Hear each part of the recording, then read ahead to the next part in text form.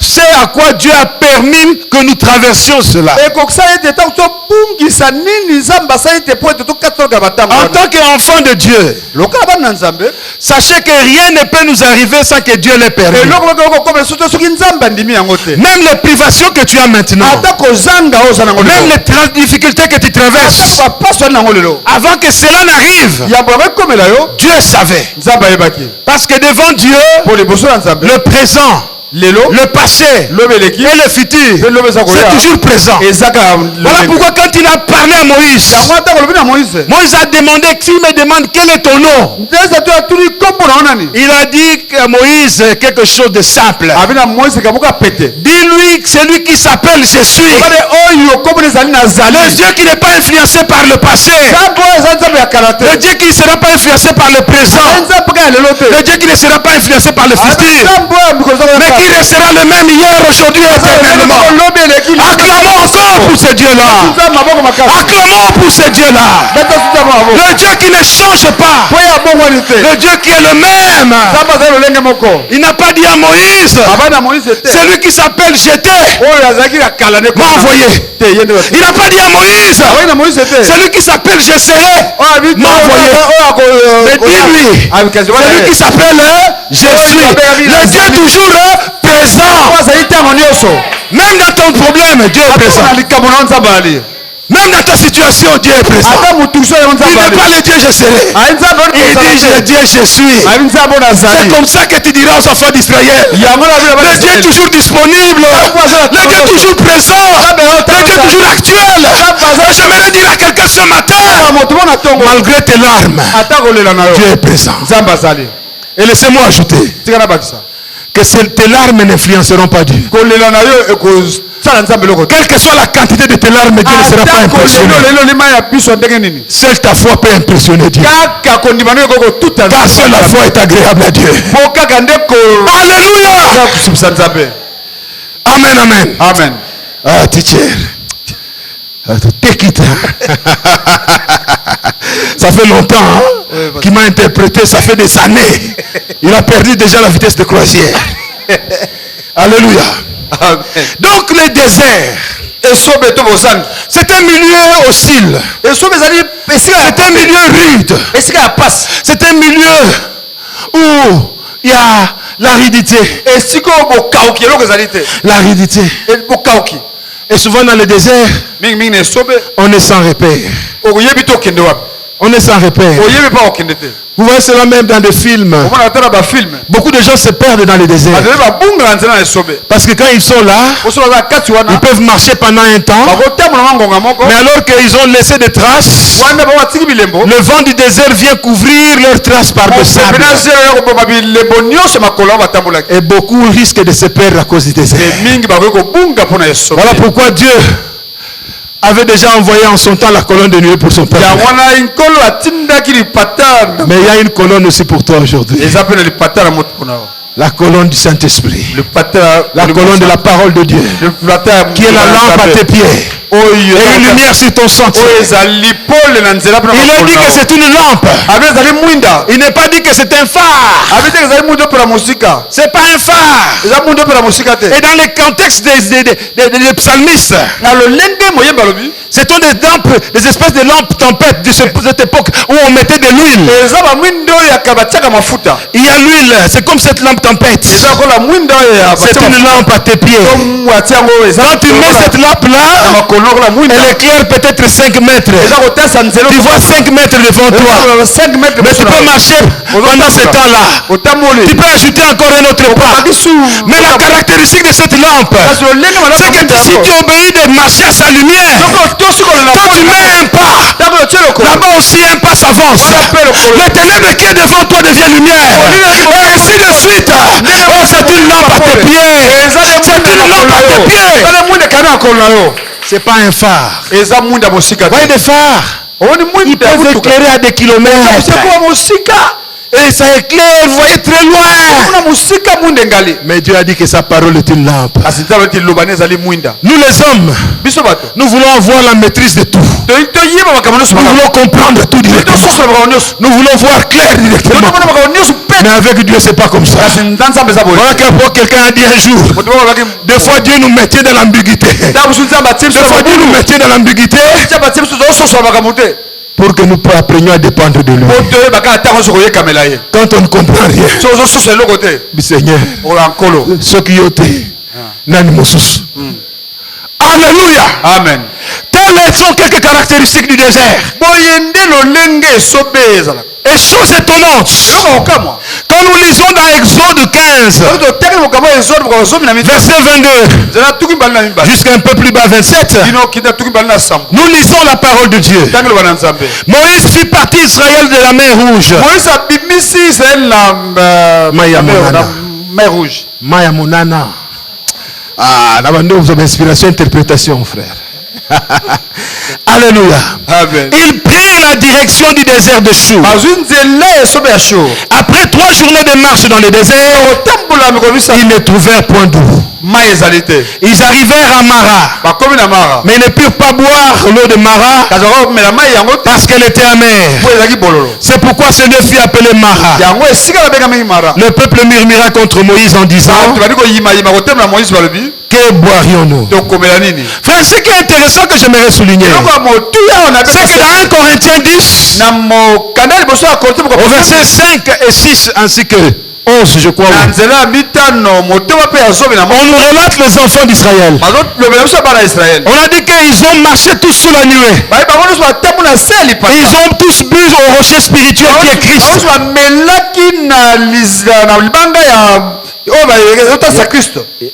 Et ils ont mangé la manne. Mais ils ne furent pas agréables à Dieu. Et l'apôtre Paul d'ajouter que leur expérience a été écrite pour notre édification, pour notre instruction, nous ceux qui sommes à la fin de temps.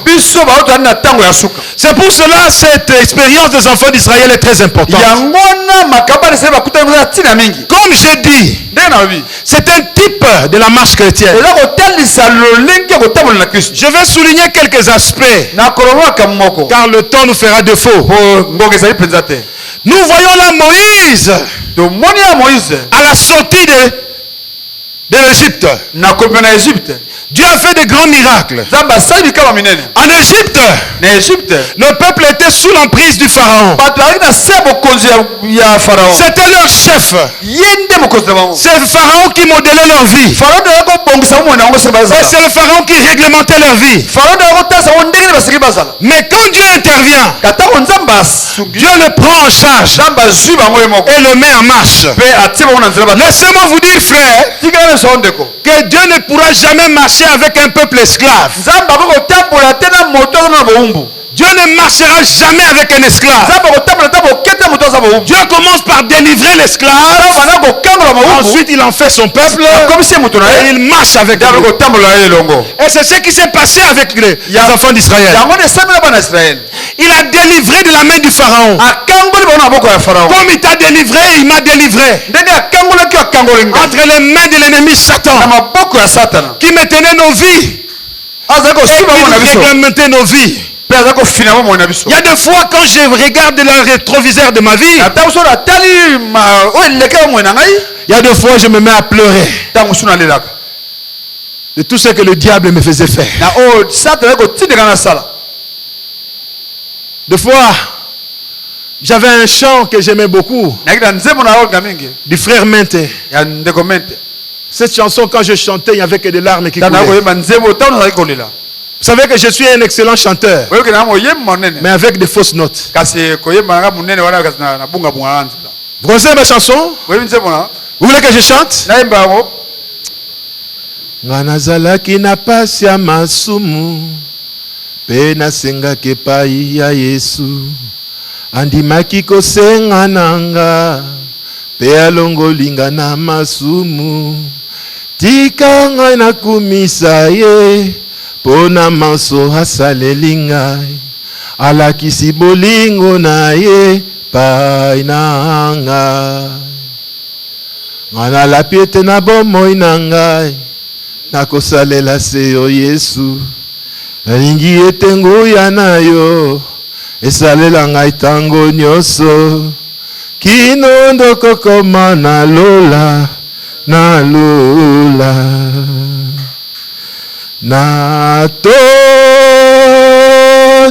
onkolo nanga. Pona bolingo na yo. Sukola ngai na makila. Oyo yo sopela kinga. Alléluia. Amen. Je n'oublierai jamais là où il m'a tiré. Un jour, j'ai prêché à la borne. Et quand je descendais de la chair, on avait terminé le culte. Une fille s'est présentée devant moi. Elle m'a regardé des pieds jusqu'à la tête. Il m'a dit Didier, pasteur. Didier, yo penna comme pasteur. Didier Mayo comme pasteur. En fait, c'était une ex dans le camp des pharaons. Vous comprenez? Elle était à l'église. Et moi, j'ai prêché comme je prêche maintenant. J'étais là. Je la regardais. Surtout qu'on s'était séparés. Bon, moi, j'avais voyagé. Et puis, c'était comme ça. Et puis, moi, je suis revenu. Et elle m'a retrouvé pasteur. Vous savez ce que je lui ai dit? J'aime le Saint-Esprit. Je lui ai dit, ma soeur, le Didier que tu as connu là, il est déjà mort. Celui que tu vois là, c'est le ressuscité en Jésus-Christ. C'est celui-là qui prêche. Celui que tu as connu là, il n'est plus là. Et l'ironie du sort, c'est quoi? Elle s'était mariée, elle n'avait pas d'enfant. Et à cette occasion, je lui ai demandé de venir me voir au bureau. Pendant que je parlais avec elle, le Saint-Esprit m'a parlé de son problème de conception. Et je lui ai dit que tu es marié mais tu n'as pas d'enfant.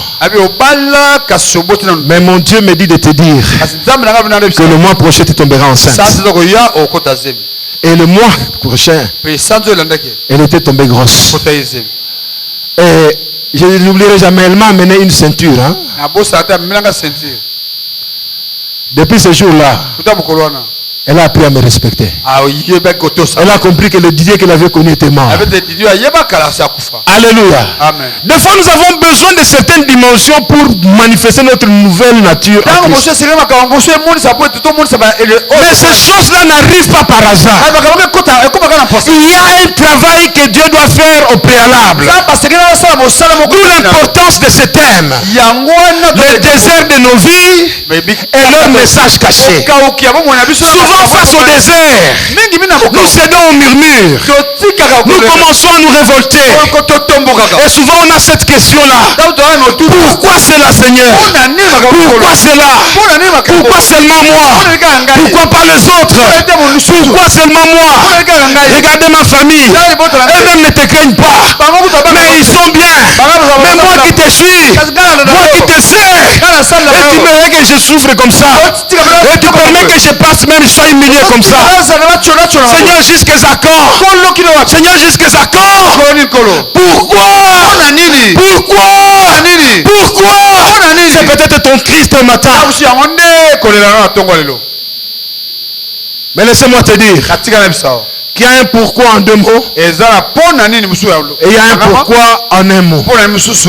Le pourquoi en un mot explique bien ce que je viens de dire.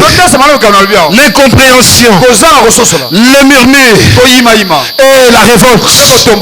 On n'est pas content. On estime que ce qui nous arrive, nous ne le méritions pas.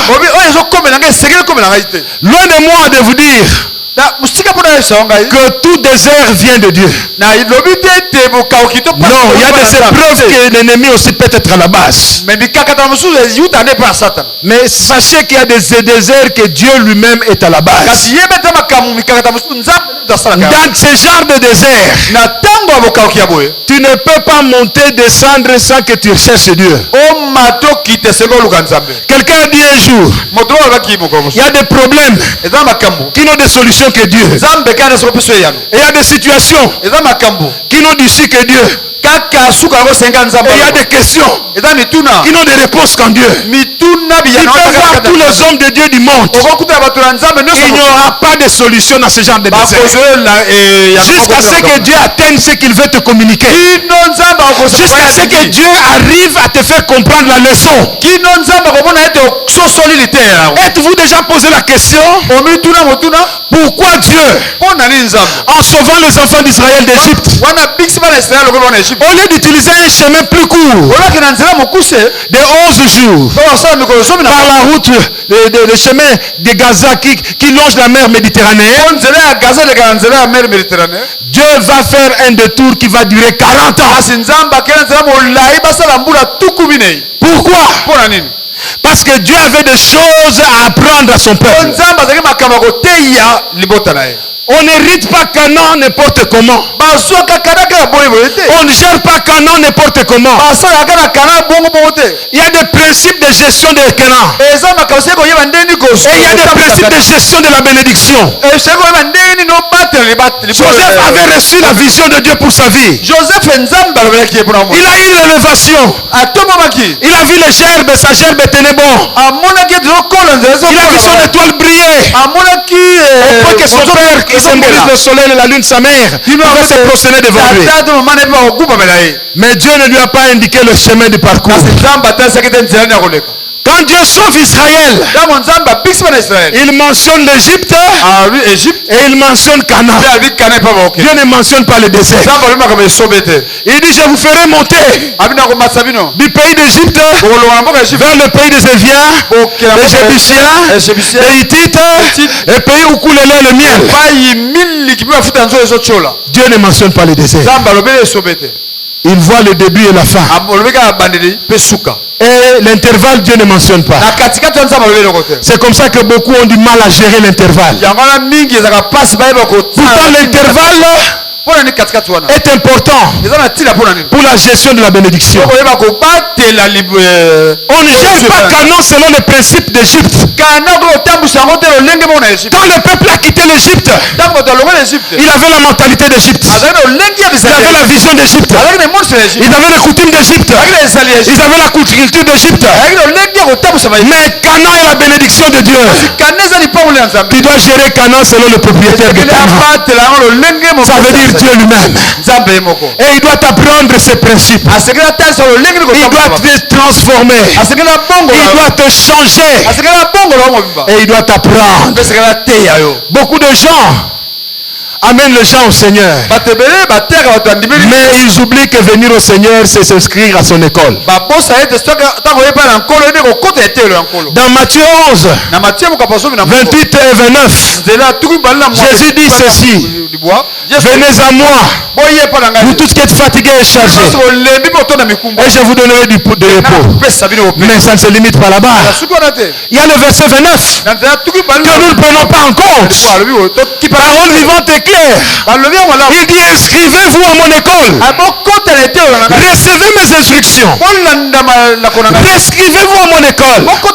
En venant à Jésus, tu es inscrit à l'école de Jésus. Et il y aura l'école primaire de Jésus. Il y aura le maternel de Jésus. Il y aura le secondaire de Jésus. Et il y aura l'université de Jésus. Et ce sont les degrés de la croissance spirituelle.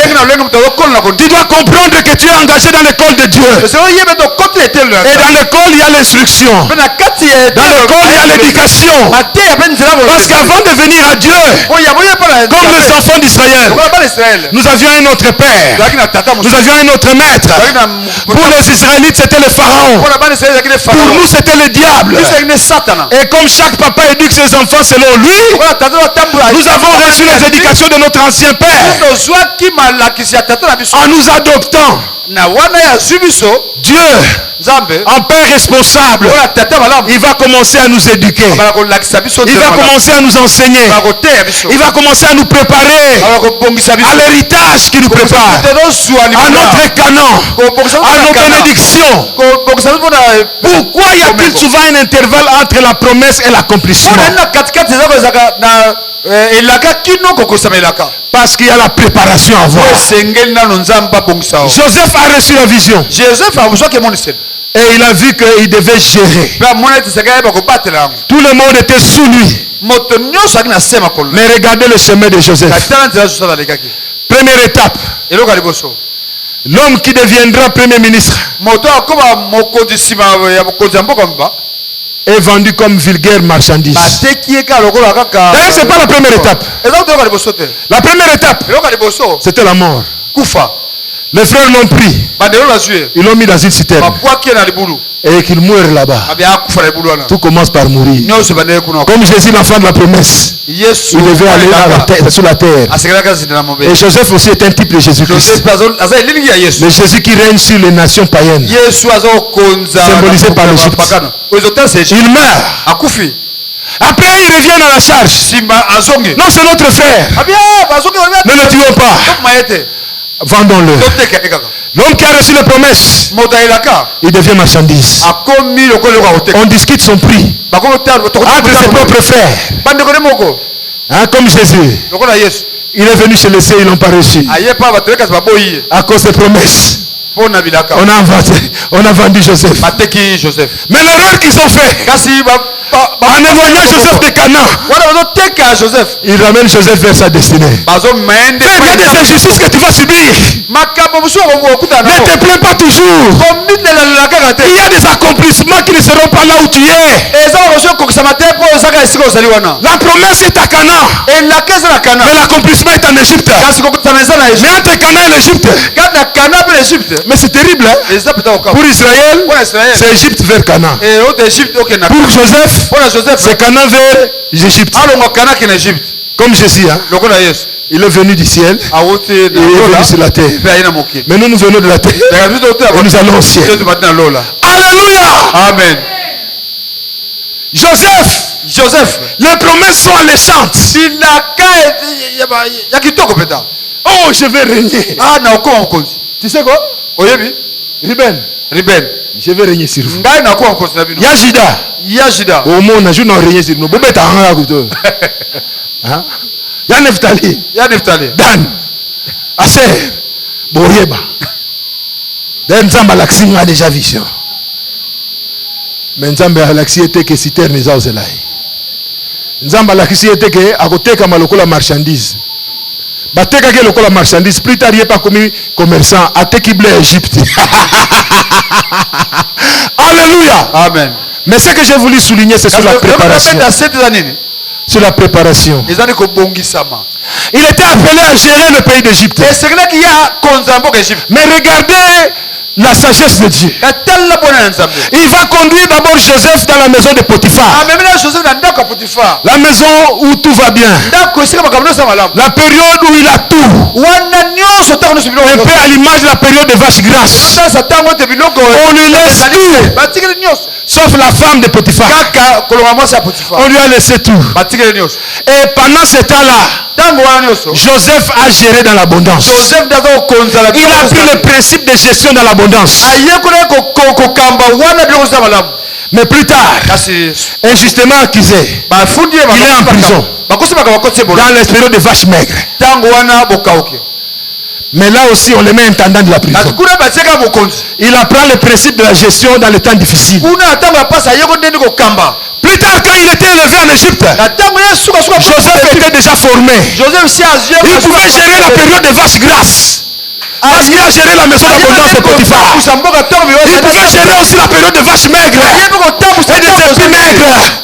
Parce qu'il avait géré aussi dans les temps difficiles en prison. Mais combien de gens ils veulent seulement la période de vache grasse? Combien de gens ils veulent seulement la période où tout va bien? Oh Dieu mon frère, pasteur Dieu m'a fait du bien, pasteur Dieu est bon. Mais sache une chose, la marche avec Dieu, il y aura des montagnes, il y aura des vallées. Il y aura des montagnes, il y aura des vallées. Prépare-toi à avoir des montagnes, prépare-toi à avoir aussi des vallées. Il y aura des moments où tu chanteras, tu béniras. Comme mon ami Roland Dano dit souvent, il y a des moments où Dieu nous visite tellement on commence à avoir besoin d'un roulage spirituel. Tu lui dis, vous savez ce qu'il faut les roulages dans la circulation. Tellement les bénédictions de Dieu pleuvent de tous côtés, tu as besoin de roulage. Et ici, cette bénédiction est à moi. Cette bénédiction est à moi. Toi tu veux. Tellement que Dieu te fait du bien, tu ne sais même pas ce que tu dois faire. Mais n'oublie pas. Il y a cette vache grasse, mais il y a aussi cette vache maigre. Tu as besoin d'apprendre l'intelligence des saisons. Joseph a appris l'intelligence des saisons. Il savait que la période de vache maigre venait. Il a amassé. Combien de gens sont irresponsables ici? Alors que Dieu te bénit, tu ne demandes même pas à Dieu pourquoi tu m'as béni. Mais ils sont toujours les premiers avec le pourquoi en un mot. Le pourquoi de la révolte. Pourquoi les vaches maigres? Pourquoi les épis maigres? Mais ce matin, dans ce temps de désert et le message caché, j'aimerais vous encourager au pourquoi en deux mots. Seigneur, tu as permis cette situation. Pourquoi? En d'autres mots, qu'est-ce que tu veux m'enseigner? Qu'est-ce que tu veux m'apprendre, papa? J'ai prié, j'ai gêné. On m'a dit, oh, faites l'offrande ici, c'est de quoi? J'ai fait. Oh non, va à Mangengelingue, je suis allé. Oh non, il faut dormir par terre pendant autant de mois. J'ai fait. Mais rien ne change. Frères et sœurs, nous devons avoir l'intelligence spirituelle. Quand ta situation est bloquée, quand ta situation, tu ne vois plus d'issue, alors que tu es en ordre avec Dieu, et tu obéis à Dieu, tu marches avec Dieu, ne promène pas de regard en cœur. Arrête-toi. Arrête-toi. Rentre dans le lieu secret. Va demander à papa. Qu'est-ce que tu veux m'apprendre? Qu'est-ce que tu veux m'enseigner? Parce qu'il y a des déserts qui sont des déserts de préparation aux grandes choses de Dieu. Moi qui vous parle, j'étais un impulsif pas possible. Mais au travers de certaines situations que j'ai traversées, Dieu m'a brisé. Parce que Dieu savait que je serais un pasteur. Et je ne pouvais pas être un bon pasteur avec un tel cœur aussi impulsif. Dieu m'a taillé dans des situations difficiles. C'est pour cela quand il sauve les enfants d'Israël, Dieu n'est pas pressé de faire entrer ses peuples dans la bénédiction de Canaan. Dieu se soucie d'abord de leur formation. En tant que père, il va le faire traverser différents déserts. Si vous lisez l'expérience des enfants d'Israël, vous verrez qu'il y a à peu près 5 à 6 déserts différents. Il y a le désert de Shur dont je viens de lire. Il y a au chapitre 16 le désert de Sin. Il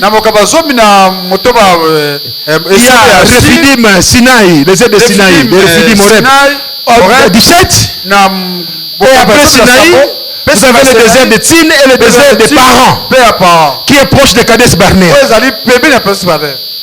Différents déserts. Et la caractéristique, c'est que chaque désert a ses leçons. Bien aimé, souvent nous ignorons cela.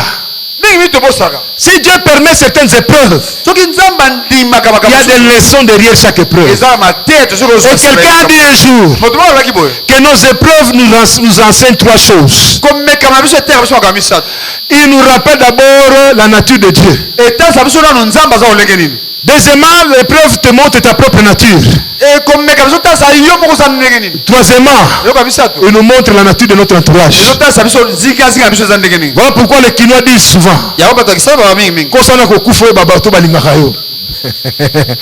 Kinois, c'est bizarre, hein, Kinois.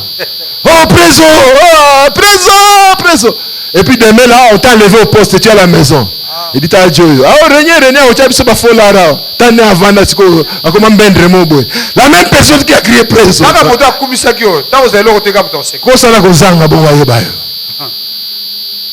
Et Dieu va nous conduire dans la vie dans des situations où souvent ce sont les leçons liées à ces 5 épreuves que Dieu recherche. Il y a des épreuves que Dieu va chercher des leçons de sourds pour te communiquer. Conforme au désert de Sin et d'autres déserts de Sinaï et ainsi de suite. Je ne saurais pas évoluer avec tout ça. J'ai dit au premier culte, peut-être que dans l'avenir, on pourrait venir, on fait un séminaire sur un désert et nous faisons l'application dans nos vies. Et une autre fois, nous faisons un séminaire pour le deuxième et ainsi de suite. Mais il suffit qu'aujourd'hui je vous dise quelques mots sur le désert de Chour. Quand Dieu nous sauve, le souci de Dieu ce n'est pas de nous voir bénis. Mais il veut que nous puissions être forgés et formés et que nous devenions à l'image et à la ressemblance de son Fils Jésus-Christ. Que nous devenions des petits Jésus. Amen. Amen. C'est le premier souci. Les bénédictions nous accompagnent. Aujourd'hui, nous avons tout changé. Même dans l'Ancien Testament, quand Dieu a permis, il a promis la bénédiction à Israël, il n'a jamais dit à Israël de courir derrière les bénédictions. Mais il a dit à Israël, j'ordonnerai à la bénédiction de t'atteindre. J'ordonnerai à la bénédiction de t'atteindre. Aujourd'hui, nous avons changé les choses.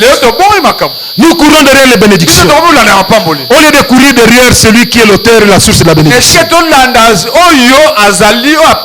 Alors que je parle, une image me vient en tête. Un prédicateur raconte l'histoire de 3 jeunes filles. Ces jeunes filles passaient régulièrement devant une bijouterie.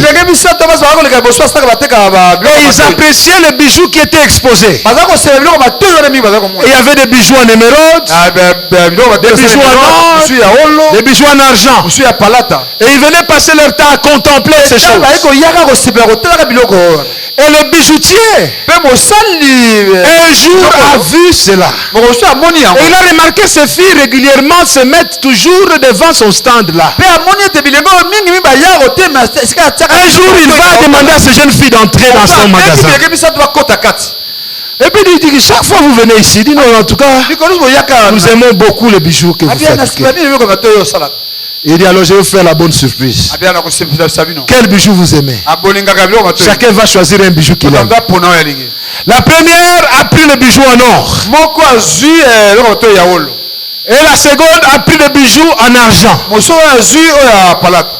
Et la troisième, elle est restée dubitative. Elle a regardé les bijoux. Elle a regardé les bijoutiers. Elle a regardé les bijoux. Elle a regardé les bijoutiers. Et puis elle dit au bijoutier, je n'ai pas besoin de bijoux. Mais j'ai besoin de toi. J'ai besoin de toi. Parce que si j'étais toi, si j'étais,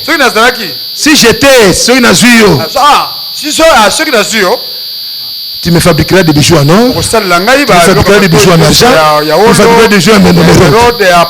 Alors moi, je n'ai pas besoin de bijoux. C'est ça avec Jésus. Jésus, c'est le divin bijoutier. Mais combien de chrétiens courent derrière les bénédictions que le bijoutier a? Ce que tu as besoin, ce n'est pas la bénédiction du bijoutier. Ce n'est pas ce que le bijoutier donne. Mais tu as besoin du bijoutier lui-même. Tu as besoin du bijoutier lui-même. Le problème de la chrétienté aujourd'hui, nous avons besoin de la main de Dieu. Oh, la main de Dieu. Et dans nos prières, tu entends, Seigneur, agis. Seigneur, guéris-moi. Seigneur, donne-moi le mariage. Seigneur, donne-moi l'argent. Donne-moi le loyer. Donne-moi.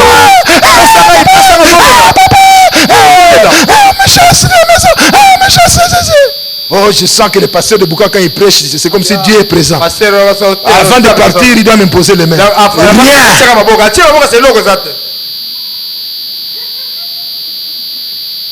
Situation forteresse. Des situations où on ne sait pas bouger. C'est le désert de choux dans ta vie. Dieu est en train de te tailler. Il commence un travail sur ton caractère. Il commence à travailler notre foi. Parce que quand nous venons à Dieu, nous avons la vaine manière de vivre l'héritier de nos pères. Comme 1 Pierre 1, 17 à 19 le dit. Il dit, nous avons hérité ces choses. Mais Chour va passer par là. Il va t'apprendre que la marche avec Dieu, il y aura des situations forteresses. Il y aura des situations où même le pasteur, tu viens chez le pasteur, dit ma soeur, je ne sais rien dire. Je ne sais pas que de dire. Mais ce que je sais, Dieu est là. Nous allons prier. Vous savez, des fois nous esquivons le problème. Un jour, j'ai eu des aînés pasteurs. Ils se sont chamaillés. Comme le pasteur a dit, j'étais l'assistant. Je suis au bureau, je vois le deux qui entre. Le premier vient accuser l'autre là, en sa présence. Il n'est pas rien, il est ceci. L'autre aussi a pris la parole, je l'ai regardé. Je ne comprenais absolument rien à leur problème. Je suis resté silencieux. À un moment donné, il me regardait. Et puis je me suis tourné vers le premier. Tu as quel âge? Il a dit que c'est ça. Toi, tu as quel âge? Bon, moi, j'ai quel âge?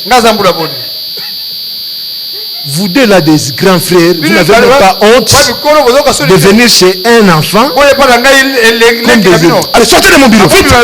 Je vous donne 30 minutes. Hein. Revenez-moi ici, vous allez trouver la solution. Allez, sortez. Sinon, je vous suspends. Frère, ça n'a pas fait 10 minutes. Les deux sont venus tout en pleurant. Ils sont embrassés. Je ne sais pas le problème. Je n'ai pas compris. Mais le Saint-Esprit a résolu. Acclamons le Seigneur. Acclamons le Seigneur. La sagesse de Dieu. Quand tu dépends de Dieu, les choses sont comme ça. Alléluia. Amen. Il t'amène dans des situations où tu ne sais plus bouger. Tu ne sais plus bouger, mon frère. Tu ne peux plus bouger, ma soeur. Car le chemin s'est fortifié. Le monde a ses valeurs. Nous avons nos valeurs. Celles qui sont contraires à celles du monde. Mais ce chemin nous rend la vie difficile. Voilà pourquoi nous avons des problèmes dans ce monde de vivre en chrétien. Le monde a la mentalité d'Égypte. Mais Dieu veut que nous ne prions de la mentalité d'Égypte et que nous ayons la mentalité de Dieu. Le chemin de haute muraille peut être aussi l'image des obstacles. En venant à Jésus, nous devons être conscients qu'il y aura des obstacles sur le chemin.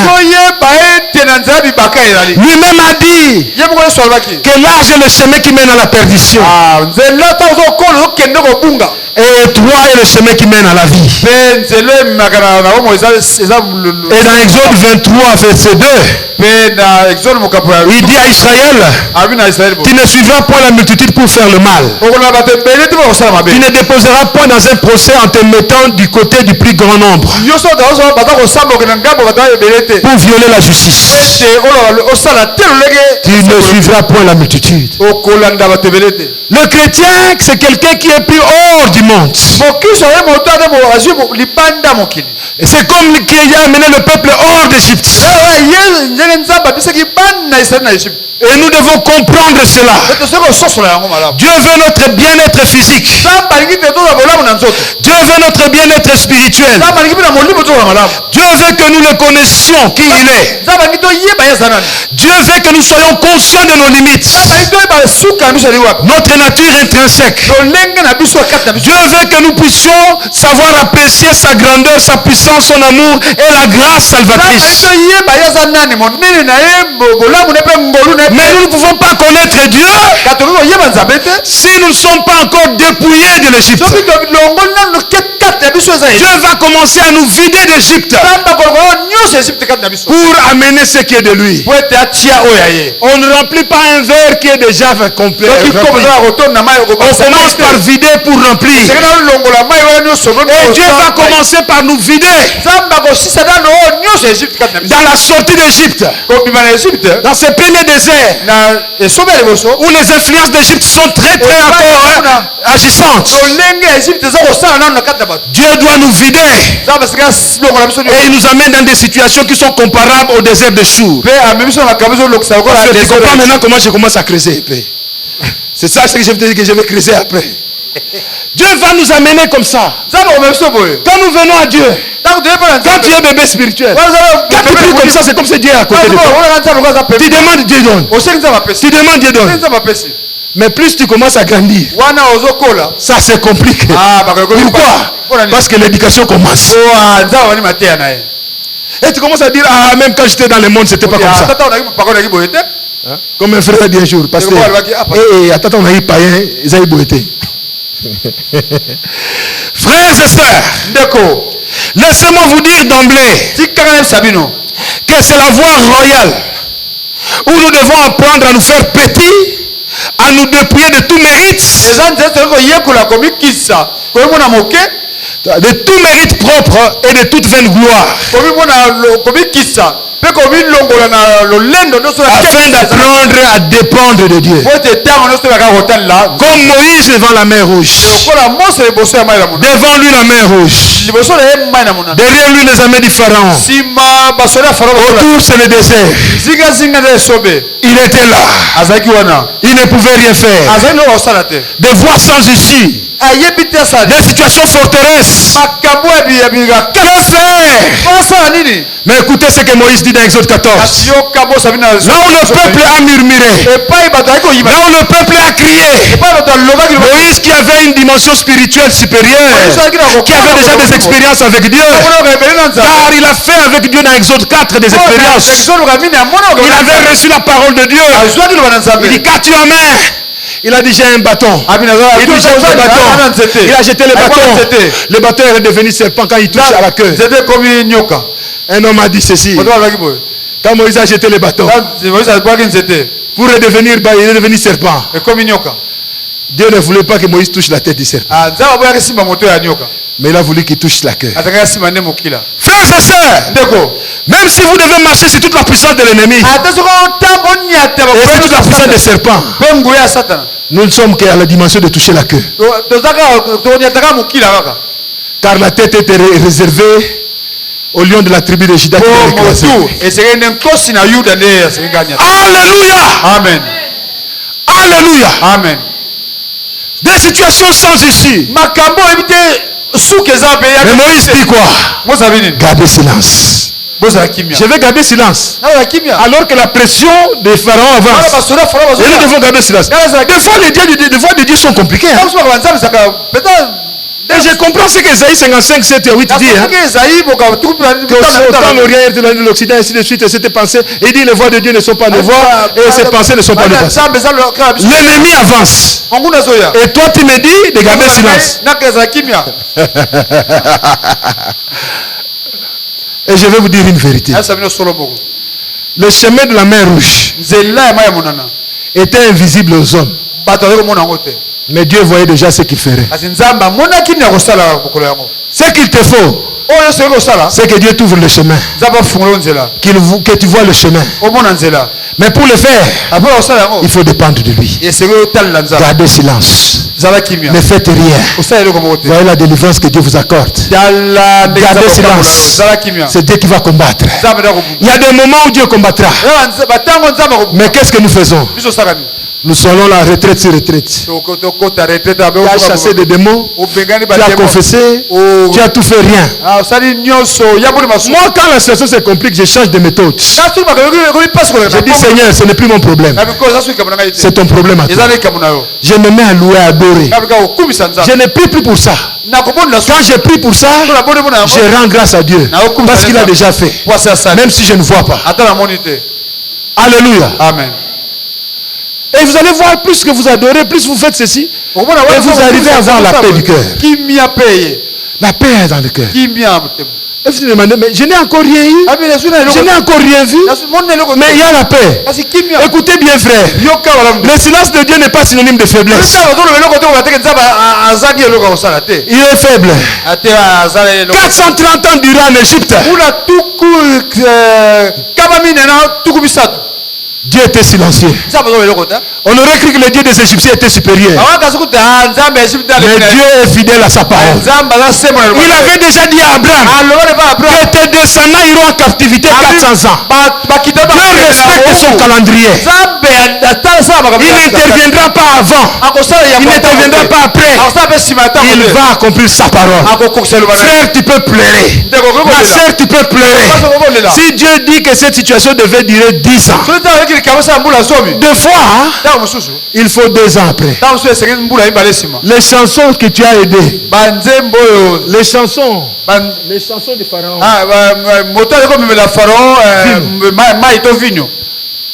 il doit t'oublier. Il t'oublie. Tu peux pleurer. Comme Joseph en prison. Pharaon et les chansons. Tu as vu ce que je t'ai fait, hein? Je vais restaurer. Quand tu seras là-bas, il faut plaider ma cause auprès du Pharaon. Mais quand les chansons s'en vont, il oublie tout. Je vais vous dire une vérité aujourd'hui. C'est Dieu qui a effacé de la mémoire de les chansons. Parce que s'il avait dit au Pharaon à cet temps-là, le Pharaon allait dire, mais tu m'embêtes avec ces choses. Dieu savait que 2 ans après, le Pharaon aura le rêve. Et ça va le troubler. Et c'est à ce moment-là qu'il va utiliser les chansons. Il y a des gens que vous qualifiez d'ingrats aujourd'hui. Mais Dieu, ce sont des réserves stratégiques de Dieu. Pour un temps qui vient à l'avenir pour toi. Apprenez à bénir Dieu. Apprenez à ne pas critiquer aux ingrats. Oh, il n'est pas reconnaissant. Il y a des reconnaissances qui doivent attendre 2 ans après. Il y a des reconnaissances qui doivent attendre 2 ans après. Et sur le chemin de jour, nous devons apprendre tout ça. Dieu nous forge, il forge notre caractère. Il nous brise. C'est ça la signification de 3 jours. Et vous voyez même Moïse avant. Le pharaon dit servez Dieu en Égypte. Il dit non, nous ne pouvons pas servir en Égypte. Nous devons marcher 3 jours. Il faut 3 jours de marche avant de servir. Il faut 3 jours de marche avant de célébrer. Il faut 3 jours de marche avant de fêter. La Bible n'écrit pas les choses au hasard. Ce sont des vérités importantes. Il n'y a que le vrai service à Dieu. Le vrai culte que nous rendons à Dieu. La vraie adoration à Dieu. La vraie célébration de Dieu vient après 3 jours de marche.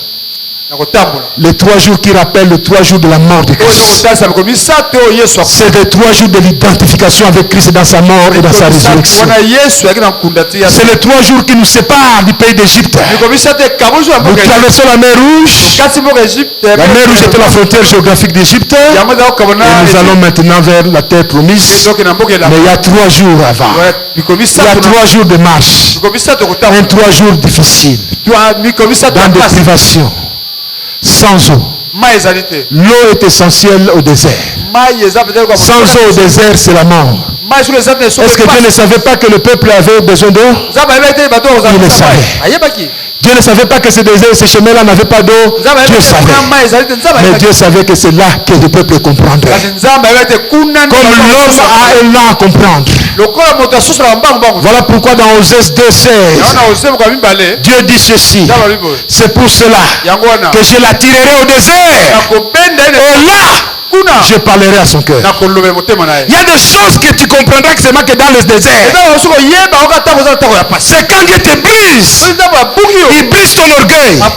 Il brise ton assurance. Il brise tout ce sur qui tu comptes. Pour que tu comprennes que dans la nouvelle marche avec Dieu, tu vas dépendre de Dieu et de Dieu seul. Tu invoqueras l'Éternel ton Dieu. Et lui disposera des hommes. Mais tu ne commenceras pas d'abord chez des hommes. Tu vas prier, tu vas recommander à Dieu et Dieu mettra des gens sur ton chemin. J'ai appris à comprendre ces choses. Frères et sœurs, c'est la marche du brisement. Fini le concombre d'Égypte. Fini les viandes d'Égypte. On découvre une nourriture nouvelle. On met ça avec un camembert. On met ça avec un ratatouille. On met ça avec une sauce bolognaise. On met ça avec une pâte de grenouille aux crevettes assaisonnées de feuilles de lys. Mais on va découvrir les kikalakasa. On va découvrir les Thompson. Thompson est comme international, ma sœur. Thompson est international. Tolérant fort. Hein? On va découvrir quoi encore? Non, d'accord, là, ça c'est des bides. Ça c'est toi qui n'aimes pas, mais moi j'aime ça beaucoup. Hein? Hein? On va découvrir les légumes bizarres de Mamikolo, Baki Kalakasa. Hein? Hein? Mais quelle est la nourriture nationale? Hein? Faites attention, ils allaient dans la valeur, ma casse dans Kassai. J'ai mangé ça très bien quand j'étais là-bas. Alléluia. Bref, tu vois peu à peu tes appuis. Dieu commence à enlever ton appui. Tu t'appuyais comme ça, Dieu enlève. Tu t'appuyais comme ça, Dieu enlève. Et te voilà fragile. Te voilà brisé. Il y a surtout des gens là, un conseil. Vous qui avez trop de jets dans vos bouches. Vous qui avez trop de moi. Le premier ennemi de Dieu dans l'homme, c'est le moi. Vous savez que le moi est un acrostiche. Celui où le moi et l'ego est trop grand, c'est un ignorant. Voyez moi, celui qui a le moi là. M signifie mauvais. Tout ce qui est orgueilleux, il est mauvais. Toute personne orgueilleuse est mauvais. C'est comme ça. Là où le moi règne, on est mauvais. On ne voit pas l'intérêt des autres. C'est nous. C'est nous. Comme on est en train d'avoir dans ce pays. Des gens qui font le sport des millions. Et nous les pasteurs, nous avons maintenant des maladies tellement que tu as des cas à l'église. Frère, vous savez maintenant, dans l'église, le 3/4 des gens qui viennent voir les pasteurs, ce sont des cas sociaux. Chez toi, c'est comme ça? Il y a très peu de gens qui viennent pour les démons. Maintenant, c'est l'argent. Et moi, j'ai des problèmes dans mon quartier. Quand quelqu'un est malade la nuit, on vient le déposer chez moi. Quand il faut amener quelqu'un à l'hôpital, on veut demander l'argent sur le pasteur. Et j'ai même vécu une expérience terrible à Bukavu. Le mari est payé, la femme doit accoucher. Il amène sa femme à l'église. Moi, je croyais qu'on est venu prier pour elle. À l'hôpital. Comme un pasteur, en tout cas, je n'ai rien. Pour rester prier pour elle, Nabimana Luka Luka Lomuke. On dit que Mbala Tamola, Tamoli Bela. Asunel, moi aussi en travail. C'est moi et madame, tokote na car, to memi l'hôpital, toke sa la layette. Moi na bota mi papa zate. Papa, bino na makambute hein. Et quand j'entends des montants là, non, mon biloko biso vivre. Vous savez prier pour nous. Hein? Vous savez, les pasteurs, normalement, ils ont une espérance de vie très courte. À cause de tous ces stress-là. Nous avons besoin d'attendre de bonnes choses de vous. J'étais béni le jour où vous avez témoigné sur votre pasteur, le jour de l'ordination. Mais il y a des fidèles qui sont vraiment de venin. Savez-vous qu'il y a des fois on ne mange pas? Aux yeux entretien, boéti, appétit, nous ceci dans l'église. Tu rentres à la maison, madame te dit, mais viens manger, dit en tout cas, non appétit. Problème à mon anoté, problème à famille nayoté, mais problème au yo qui est fidèle dans l'église. Et l'on lui appétit total. J'ai dit toujours, hein, le travail du pasteur ici. Le vrai pasteur. C'est un pasteur à pasteur, Boya. Au Congo, on a facilité des choses tellement à des mercenaires. Rejoindre la vie au boxing. Mais ce n'est pas grave, Christ n'est pas moins prêché. Mais sache une chose, très bientôt, Dieu mettra la différence entre ceux qui le servent en vérité et les méchants. Alléluia. Amen. Le désert de Chour est là pour te rappeler que la marche chrétienne est une marche où il y aura des obstacles. Il y aura des forteresses. C'est une marche où il y aura des privations, des choses essentielles. Dieu va payer le loyer. Mais Moussa les athées. Que faire? La marche chrétienne va te révéler ce désert de Chour, aussi cité, hein? Il y a la révélation de Dieu comme le grand médecin de nos vies. Mais ça va te révéler que non seulement Dieu va te conduire dans cette forteresse, mais ça se terminera aussi. Il y aura des moments aussi de bénédiction de Dieu. Où tu seras sous l'ombrage. Les rayons du désert ne t'atteindront pas. Tu seras dans les oasis de bénédiction de Dieu. Alléluia. Amen. Nous devons comprendre ces choses. Nous devons comprendre ces choses. Là, le désert est là, l'épreuve est là. Mais tu as prié, tu as tout fait. Arrête-toi. Dis à Dieu, qu'est-ce que tu veux m'apprendre? Qu'est-ce que tu veux m'enseigner? Souvent nous cédons au murmure. Nous cédons à toutes ces choses-là. Non, mon ami. Non, mon ami. Dieu nous prépare pour que nous soyons réellement à lui. Il veut que nous dépendions totalement de lui. Et plus tard, peut-être j'entrerai en profondeur parce que le temps fait défaut. Mais laissez-moi nous dire une chose. Tu n'as pas besoin de la main de Dieu. Tu as besoin de la personne de Dieu. Amen. Tu n'as pas besoin de bijoux, mais tu as besoin de bijoutier. Amen. Alors que Dieu te taille, alors que Dieu te forme, il enlève des choses que tu aimais. Tu aimais, mais Dieu enlève ça. Je disais à mon frère Eddy, quand ils sont passés à la maison, j'avais fait 6 mois. Je ne mangeais pas de viande chez moi, seulement de chez Charles Thompson. Tantôt grillé, tantôt na moussaka, tantôt 6 mois. Et j'étais devenu agriculteur chez moi. Mais laissez-moi dire ceci en terminant. Il est anormal que toutes nos vies ne soient que désert. Il y a un temps pour toutes choses. Il y a un temps où tu vas passer dans des preuves. Il y a un temps aussi des fois c'est que ça bisse. Amen. Et j'ai pris ce matin, toi qui as tellement passé par l'épreuve, que Dieu t'ouvre l'intelligence, que tu comprennes la leçon, et que cela t'amène au temps de réjouissance. Au temps où tu diras l'Éternel m'a fait du bien, au temps où tu chanteras, et tu élèveras ta voix, et tu diras que Seigneur j'ai compris que tout est vanité. Et ce qu'il me faut, ce ne sont pas les bénédictions, mais c'est ta présence, c'est ta personne. Jésus, merci, parce que tu es bon. Je peux tout perdre, mais que je ne te perde pas. C'est ce que Job a compris. Job a compris. Hein? Job, on a tout pris. Même sa femme était prête déjà. Je ne sais même pas si elle était infidèle. Parce que quand une femme commence à te dire maudit Dieu, c'est que Babou n'est comme Abé. Mais Job sait une chose. Mon rédempteur est. Mon rédempteur est. La source qui avait donné n'a pas encore tari. J'aimerais dire à quelqu'un, la source qui t'avait béni avant n'a pas encore tari.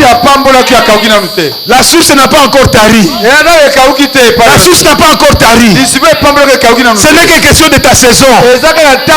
Apprends les leçons de Dieu. Intègre-les dans ta vie. Ta saison arrive. Ne pense pas que tu es maudit. Ne pense pas que tu es stérile. Comme je l'ai dit au premier service, un arbre sans fruit ne veut pas forcément dire que l'arbre là est stérile. Non, ce n'est que question de sa saison.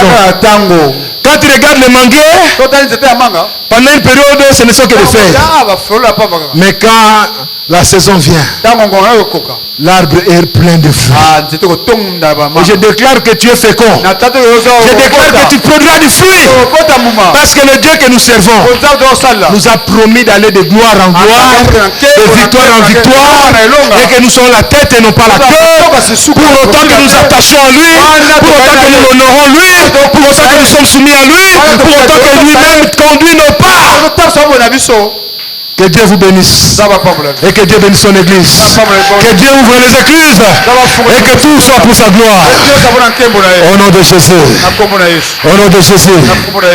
Pasteur, avant de terminer, j'aimerais dire ceci. Je sens dans mon cœur. Il y a des gens dont la situation avait duré, qui aujourd'hui sentent comme les écailles viennent de tomber de leurs yeux. Ils sentent au fond de leur cœur quelque chose a bougé. Ils n'ont pas encore vu quoi que ce soit, mais ils sentent un témoignage. Là où vous êtes, levez-vous s'il vous plaît. Levez-vous. J'aimerais prier pour vous avant de terminer. Que Dieu vous fortifie. Parce que très bientôt, les petits nuages que le serviteur a vus peut devenir la grande pluie qui va changer ton histoire. Qui va changer ton histoire. Merci ma soeur. Merci. Merci maman. Merci.